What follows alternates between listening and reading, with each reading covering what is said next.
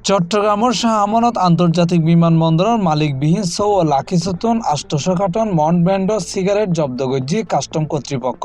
শনিবার ডিসেম্বর ৬ তারিখ সকাল ১১টার দিকে বিমানবন্দরের অ্যারাইভাল হলের লাস্ট অ্যান্ড ফাউন্ড কর্নারের ফাঁসতন এইসব লাকেজ উদ্ধার করা হয়।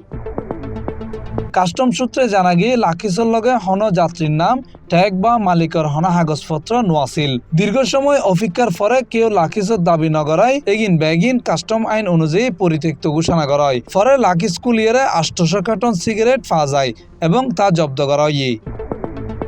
জব্দৈন্য সিগারেট প্রতি কার্টন ১১,২৫০ টাকা মূল্য ধরিয়ারে মোট ৯০ লাখ টাকার রাজস্ব আদায় করা হয়ে। চট্টগ্রাম বিমানবন্দরের জনসংযোগ কর্মকর্তা প্রকৌশলী ইব্রাহিম কলিল হইয়ে জব্দ করা সিগারেটতন সম্ভাব্য রাজস্ব আদায়ের পরিমাণ প্রায় ৯০ লাখ টাকা। উদ্ধার করা সিগারেট অবৈধভাবে দেশের প্রবেশের উদ্দেশ্যে আনা হইয়ে বলে ধারণা করার। এই ঘটনায় সংশ্লিষ্ট সকলের শনাক্তের প্রয়োজনীয় আইনগত পদক্ষেপ লওয়ার।